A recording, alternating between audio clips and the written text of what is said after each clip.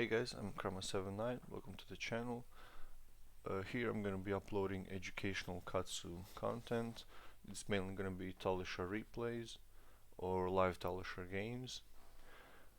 This one will be a replay of a game I played in the past, but in the future I'm likely going to be doing more live commentary games because I think if I give you the live thought process that I'm going through, it's more translatable to your own games rather than just me um, seeing a game and then making conclusions afterwards.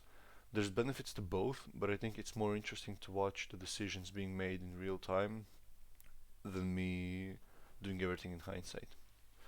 So this game is against Victor. A lot of people wanted to see this matchup, and a lot of people struggle with it. I don't think it's that bad of a matchup. I think it should be somewhat even.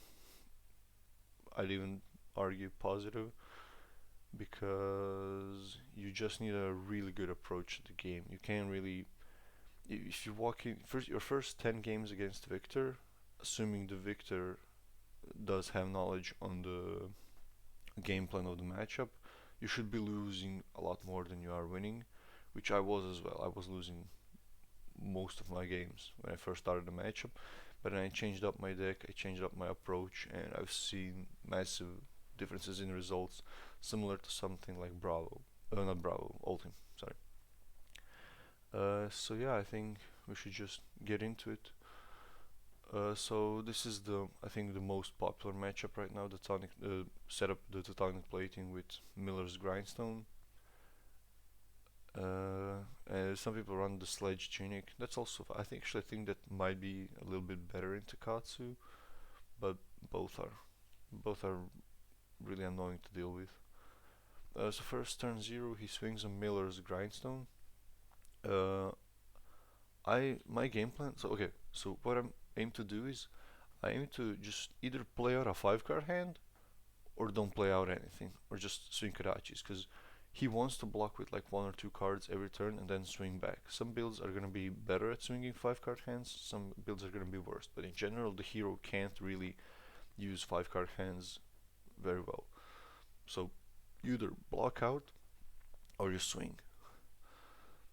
So here I'm just gonna look to get my graveyard fill, fluster and 100 wins. You don't really fatigue in this matchup because you tend to play out all of your good cards. It's not like Bravo where you just are forced to block with your good cards. This isn't a great hand, but it's a 4 card hand. I'm not looking to have a good turn. I'm just looking to set up more than anything. I pull out a Surging Strike. I think it's pretty self-explanatory. If it hits, great. Doubt it will. Yeah, he gets a test of strength block. And okay, here I'll pause because uh, my goal was to play the Surging. I didn't assume it was gonna hit, obviously. And then I wanted to play out the Dishonor next because I want the Dishonor in graveyard as well because the on hit is actually really relevant. And there's a fun thing with Dishonor that is gonna come up later, but on the big turn, you play out the Dishonor for either 4 or 5 if you have Aura 4. And the Dishonor on hit is very relevant in this matchup, so they're gonna have to block it. But you already cracked your links and your breeze other boots, so you search for a tenacity. Then you have a tenacity in the back, and a Dishonor they have to block with at least 2 cards, which is going to be another +2 on the tenacity. So you put him in a cheeky fork. But on the clash, I see I'm gonna draw Dishonor next hand, and because I know that I'm gonna draw Dishonor, I'm just gonna go Karachi Karachi because that's a better damage spread than just going a Dishonor for 2. Because I know I'm I'm 99% of the time I'm gonna have to block this next. Yeah, so you see he has to block with a card. I know I'm gonna have to block with something next turn, so I can just save the Dishonor in the deck and just block with this Dishonor. We'll see what he does. We knew he drew. Yeah, he goes for a Chokeslam. So here, 2 things. I could have just ignored this Chokeslam. I could have taken 9 and played out my 4 card hand and arsenaled the Ancestral because that doesn't do anything. I could have gone like 3, 1, 1, 2, 4, and 4, which would leak a decent amount of damage. And I did think about it, but because like this is one of the games I like, I just wanted to this is one of the earlier games, and I wanted to exercise my game plan like to the extreme. I wanted to limit test a bit to see how much I can get away with just blocking. So I do block here with a lot, and yeah, the more I think about it, I think right now I would definitely just no block this, go to 31 and return a lot of damage. But here I just save my Descendant plus Bonds, and I just pass turn.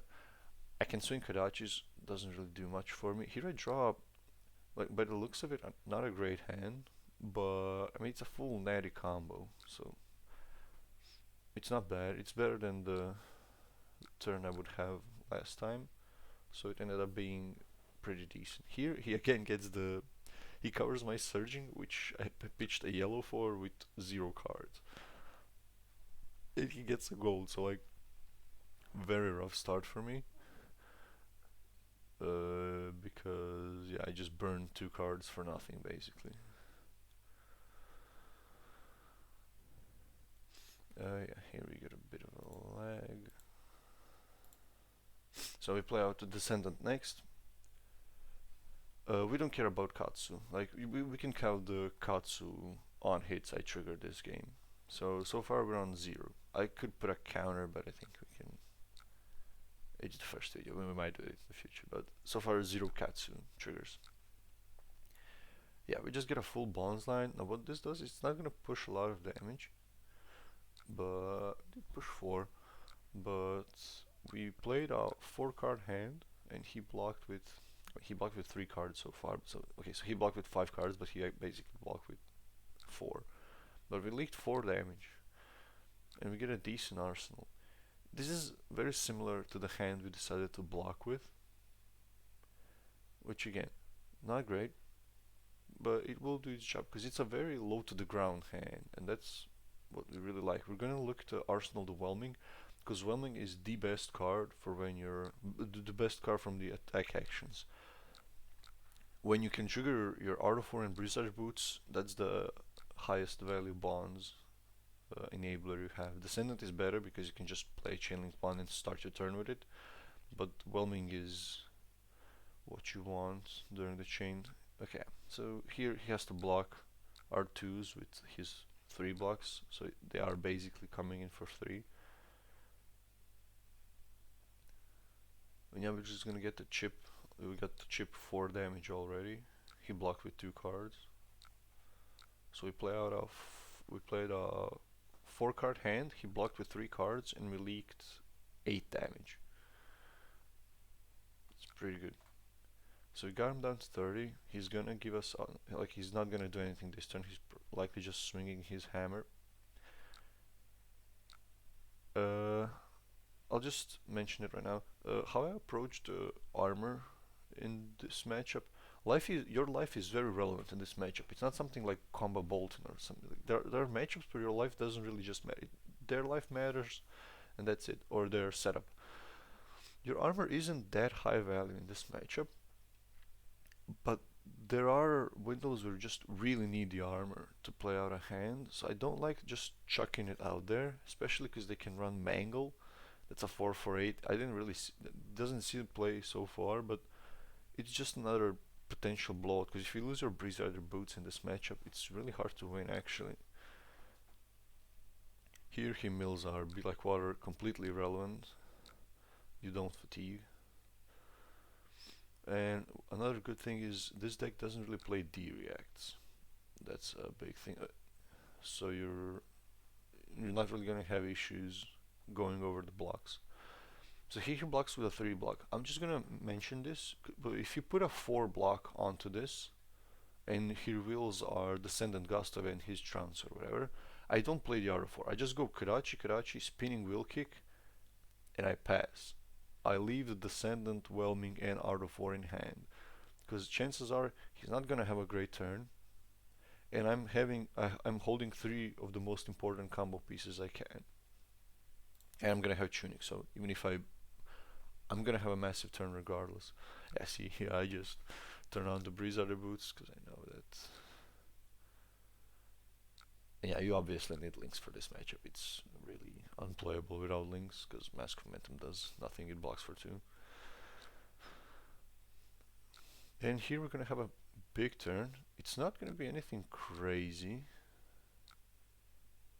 Like it will be a double bonds out of 4 turn with links popped, but it's not that crazy. Yeah, he gives us a 6 block. He's preserving armor here, which I mean you could argue that like he should be giving out armor here, but then he's just swinging hammer. It's not as easy to say because he'd have to block with the gauntlets. Because here I would almost guaranteed pop the breaking scales because I'm on auto 4 and I'm like I want to funnel damage into this turn. I don't pop links yet because I know I can catch him. I should have okay. I should have popped links there because I forgot he can block with his helmet and he can draw a card off of it. So I can't reliably get the on hit with a Descendant or a Bonds. So I should have popped it there and I should have just searched for a Tenacity immediately because he's gonna have to give me 2 cards on the Dishonor either way. And he's likely gonna look to block something else this turn because if he falls to like single digit HP and has all of his armor left, I will be coming in for instances of 1. So that armor is gonna lose a lot of value because if he takes this 4, takes another 5, that's 9 damage already. So that's he goes down to 15. He blocked the Dishonor, and I play the Tenacity. The Tenacity is coming in for what? 1, 2, 3, 4. It's coming in for like 8 damage at least, and he can yeah. I mean he gets can spit armor there, but the, so here I should have just popped the links on the thing. So here I was forced to use breaking scales. Yeah, see I realized he can draw off the balance. So I didn't scales here. I wanted to scales here. I didn't. My brain freezed a bit because this bonds can just easily be covered now. Especially because I know he's getting a trance off the top of his deck because he reeled the clash earlier, so he can block with the trance and so he can cover my full turn. So he can give me a trance and a 3 block on the bonds, and then he can give me the gauntlets and the other 3 block on the Dishonor, and I can't pop my links on that turn. So I definitely should have just popped links when I had the chance. So here we just rewind the game state to it. I don't pop links here where I should have. I played the Descendant and I scale it because it was my mistake. No reason to take a different line now. So I get the Tenacity because I know it's gonna get a bunch of value either way. We played Bonds. So again, this is not that crazy of a turn. We can calculate the damage. I'll do it when the turn ends because he's gonna like I've usually aimed for higher turns, but if you can take a turn like this, of course take a turn like this. It's a no-brainer. Yeah, here he gives us the trounce, wins the double. That's fine. Dishonor takes 2 cards. Like now he has 3 gold, a vigor, and a might, which means all of his golden suns are gonna be juiced. And we play the Tenacity for 11. So our damage was 4 from Be Like Water, 5 from Whelming, 5 from Bonds. So we're on 14 already. Another Descendant for another 4. Did I lose myself? 4, 5, 5. Another 4, that's 18. Another 5, that's 23. Another 5, that's 28. And 11, so 39 damage. We scaled, so it was 40 damage. And yeah, we get to leak a bunch here. So 40 damage using our boots, our arms, and our legs. We didn't block with either of those, so we could have, because we knew we were gonna have a crazy turn like that, I think it was a bit safer to just block with the boots and the arms, just to get that 3 HP. Here we have to block with 2 cards, but you're gonna see what happens. I forget about the vigor.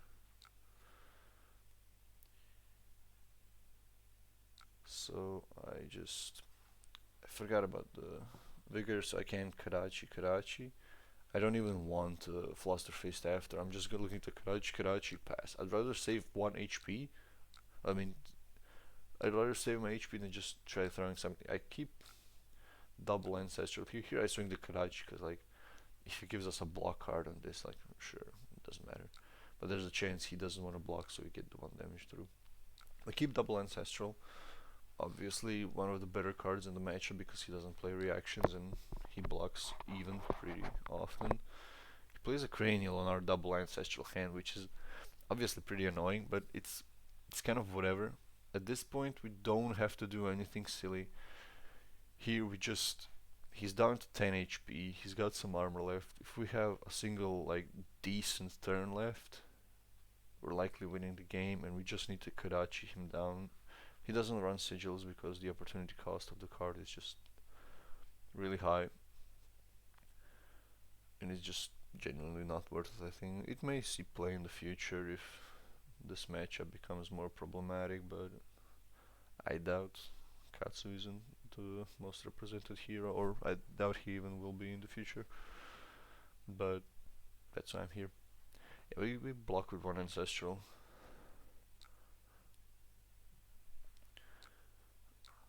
As I said, he's down to 10. He doesn't block Karachis that well. If we just leak 2 damage every turn with the Karachis and throw anything afterwards, like he can outvalue us at this point. We don't really need to get a 40 damage turn to win from this position. Yeah, okay. Another small thing.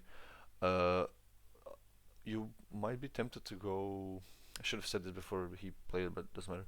So I go 1-1 and I played 100 wins just in this case. If he has the 4 block, he's likely gonna, because I passed with 2 cards multiple times this game, he's likely just gonna give me the block on the first thing that's coming in for damage, and we can just squeak out another damage after, because we wanted to bait the test of strength or test of vigor or whatever he plays on the 100 wins, so we can come in with a 4 after and leak 1 damage that we otherwise wouldn't leak. Yeah, so here we just get 1 free damage because of our line. So he's got no more test of strength left. He's got a couple of trounces, but he's on 7. Yeah, here we get just a crazy hand. Yeah, he gets a Golden Sun off pitching a quad red hand, which again, it's something that happens when you're playing Victor, because he doesn't play nearly as many blue. I think Bravo plays, I mean, depends on the build, but it's usually 35 to 40, while Victor is somewhere near 30. Okay, here it may look weird to auto 4 Ancestral here and not save it for the Whelming, but I can't. If I play the Whelming, it's a lot safer to do it on the Surging, because there's an off chance I play the Whelming, he blocks for 6, or he blocks for 5, sorry, with his equipment, or like he has the gauntlets as well. If I don't play the Art 4 and Ancestral on this, there's a, okay, so let me just, okay, there's a clash. We actually win another clash with him having trounce, but yeah, I don't want to risk him covering up the Whelming with the gauntlets, so I can't even go over the 5 block with the Art of 4 plus Ancestral.